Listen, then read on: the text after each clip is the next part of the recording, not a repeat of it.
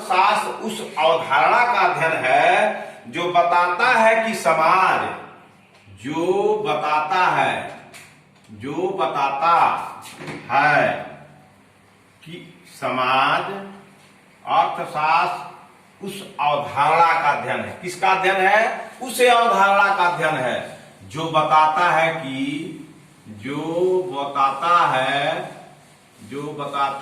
कि क्या बताता है? अर्थशास्त्र अंतरराष्ट्रीय स्तर पर शब्द की भाषा को व्याख्या किया। वो कहता है अर्थशास्त्र उस अवधारणा का अध्ययन है जो बताता है कि समाज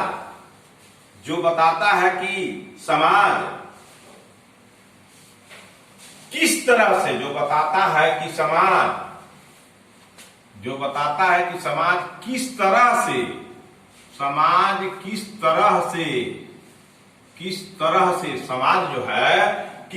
से दुर्लभ संसाधनों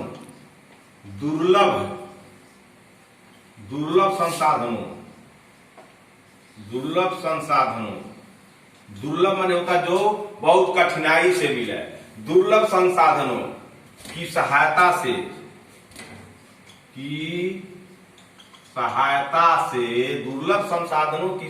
से मूल्यवान उत्पाद तैयार करता है। मूल्यवान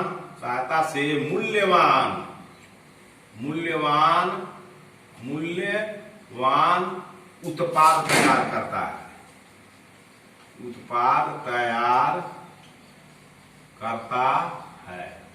तैयार करता है। क्या?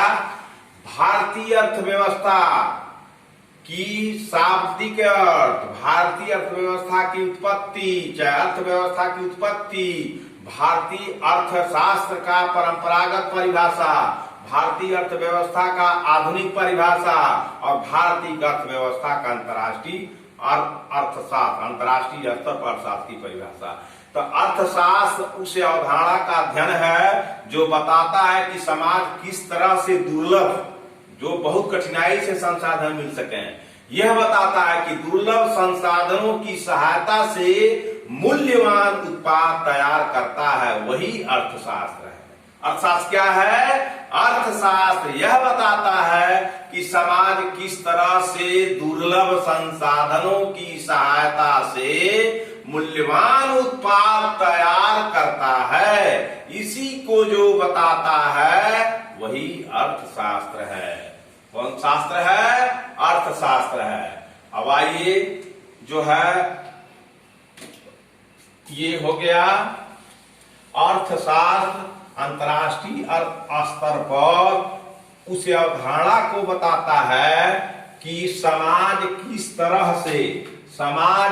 तरह से दुर्लभ संसाधनों के माध्यम से मूल्यवान उत्पाद तैयार करता है। इसी को अंतर्राष्ट्रीय स्तर पर अर्थशास्त्र कहा जाता है। अब अंतर्राष्ट्रीय स्तर पर दूसरी परिभाषा वह है व्यक्ति, चाहे व्यक्ति हो, फर्म हो, व्यक्ति, फर्म, सरकार, व्यक्ति, फर्म, सरकार और अन्य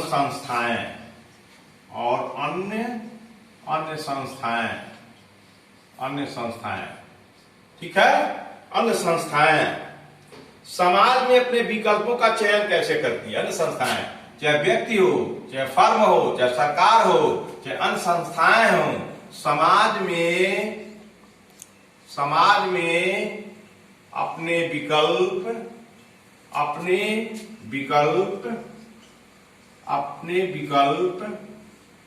जो विकल्प हैं,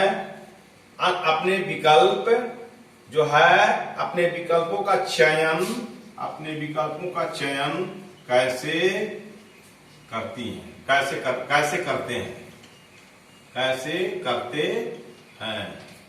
कैसे करते हैं और यह चयन संसाधनों के उपयोग से समाज को किस तरह प्रभावित करता है। और यह चयन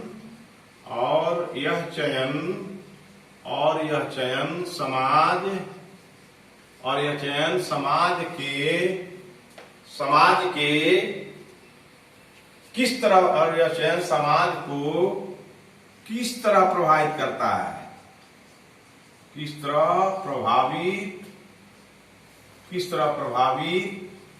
करता है, ये अर्थशास्त्र है।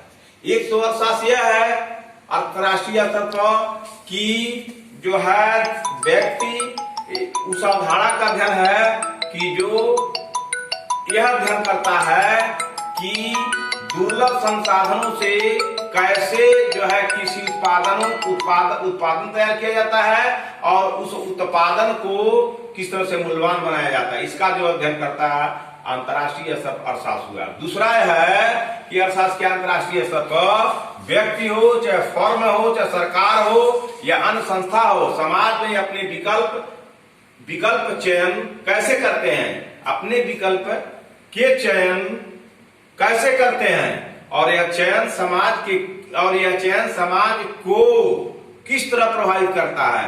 जैसे कोई विकल्प बनाया, जैसे समाजवादी विकल्प बनाया, उदारवादी विकल्प बनाया, सरकार के द्वारा विकल्प बनाया, अन्य संस्था के द्वारा कैसे करते हैं, और जब विकल्प बना लेते हैं तो पूरे समाज को कैसे अपने लोग खींचते हैं, कैसे प्रभावित करते हैं, कैसे समाज उन विकल्पों को मानता है कि इसी से हमको फायदा है। यह अंतर्राष्ट्रीय स्तर की दूसरी परिभाषा हो गई। अब आइए हम आपको ले चलते हैं कि अंतर्राष्ट्रीय स्तर पर जो है अर्थशास्त्र की परिभाषा को अब जान गए। अब एक आपके बहुत जाने माने जो व्यक्ति हैं वो भी कहते हैं कि अंतर्राष्ट्रीय स्तर पर अर्थशास्त्र की परिभाषा के विषय में ये एडम स्मिथ कहते हैं। एडम स्मिथ का जन्म जो है, एडम स्मिथ का जन्म जो है याद करने की चीज है 1723 में होता है और ये 1790 में मर जाते हैं एडम स्मिथ। अब जीने में अर्थशास्त्र, इनको एडम स्मिथ को अर्थशास्त्र का जनक भी कहा जाता है, अर्थशास्त्र का जनक भी कहा जाता है, जनक भी कहा जाता है, अर्थशास्त्र का जनक भी कहा जाता है। इनकी पुस्तक बहुत जरूरी है, हमेशा ही पूछता है कि एडम स्मिथ की पुस्तक का क्या नाम है। तो एडम स्मिथ की पुस्तक का नाम है, ये एकदम याद करने की जरूरत है, लिखने की जरूरत है, an inquiry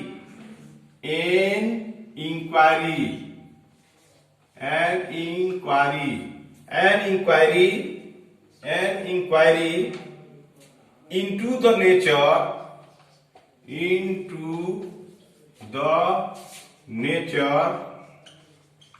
the nature an inquiry into the nature and case of the wealth and case of the wealth and case